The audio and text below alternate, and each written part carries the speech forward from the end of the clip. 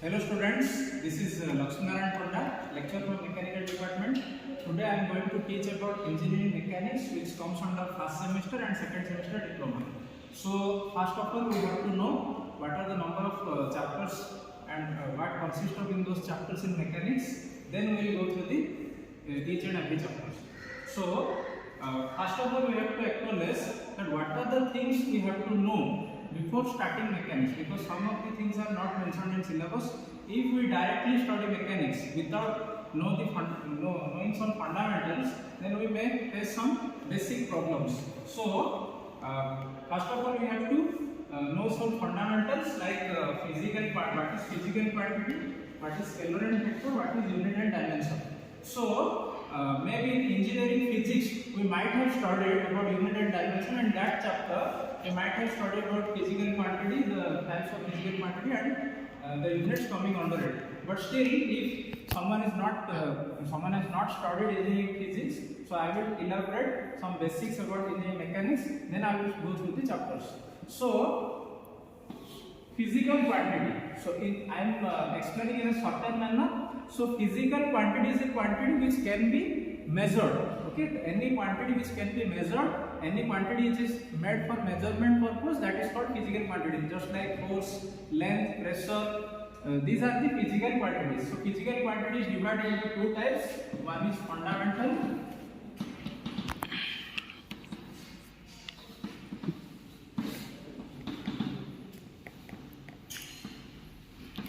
and second one is derived quantity. So in fundamental quantity, basically three quantities come under, that is mass, length and time. And we already know what is mass, what is length and what is time. Time is the sequence of events, as we know very well. Length is the distance between given two points, and mass is the quantity of matter stored in the body. So by combining these three physical fundamental quantities, we can make unlimited derived quantities. So whatever the physical quantities except these three, actually several fundamental quantities are there, but we are studying or we are focusing on mainly on these three fundamental quantities. So by combining these three fundamental quantities, there are unlimited physical quantities which can be derived. These are called derived quantities. Okay, just like force, velocity, acceleration, etc. These are the examples of derived physical quantity. So after knowing what is physical quantity, you have to also know scalar and vector. So any physical quantity which have only magnitude, means only value, just like example length. When we are finding length, means distance between two given points, we have to know only the value. Okay, maybe 2 meter or 3 meter, only value. Okay, then these type of quantities are called scalar quantity. If any quantity also requires direction, just like force, if a body is applied by several forces, then we have to know the direction of force. So if both magnitude and direction is required to understand the total idea about the quantity, then it is called as vector quantity. Okay, so this is about scalar and vector. I am just telling the basics.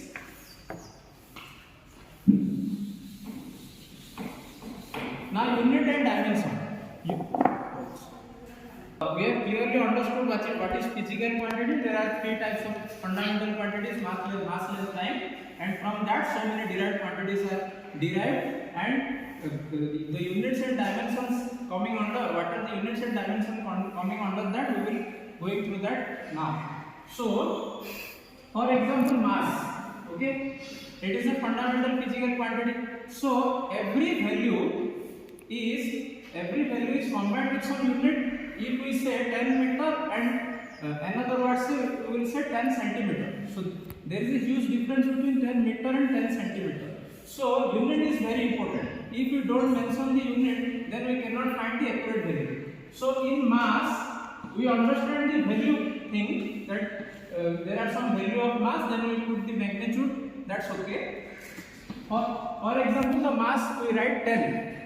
So if we write only value, we cannot understand the actual value because unit is not mentioned. So unit is very important. while writing the value of the physical quantity, so we have to understand very importantly what is unit and its dimension. So unit is also two types, okay, fundamental and derived. In similar fashion, just like the types of quantity, unit is of two types. So fundamental units example are kg, meter, second, etc. As these are the purely fundamental quantities and their corresponding units. Derived quantity units are Newton, meter per second, etc. So these units are the combinations of more than one unit. If a unit is separated by kg meter per second square, by combining kg into meter per second square is called Newton. So these are the derived units. Now we will go through the system of units. So now we will go through the system of units.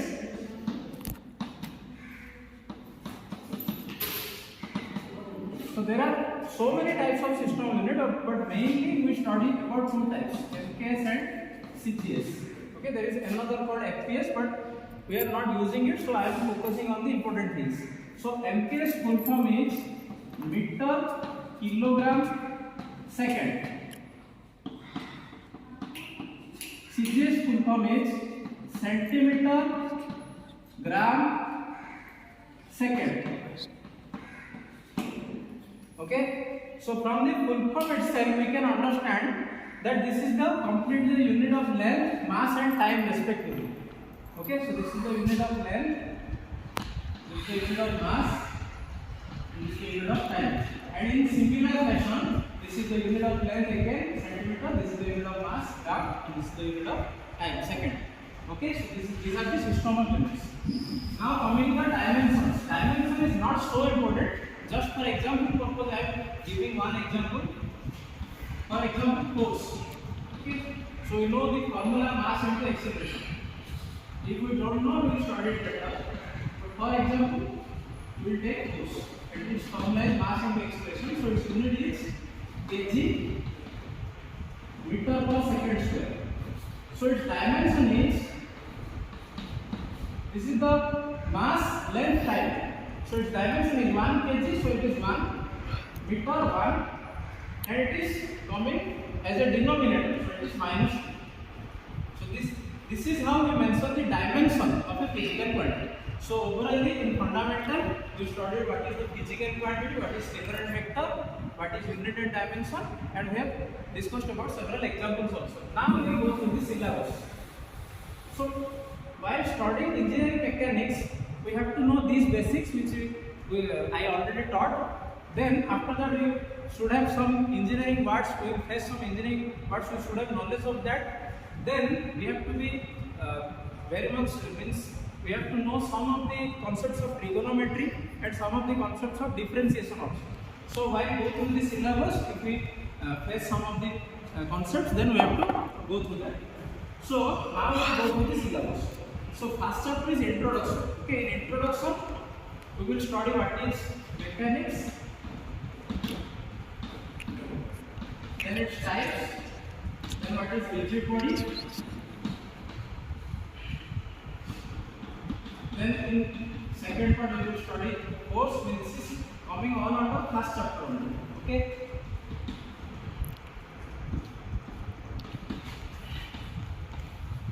Then next we will study about some concepts about movement. Okay. Then some analytical method.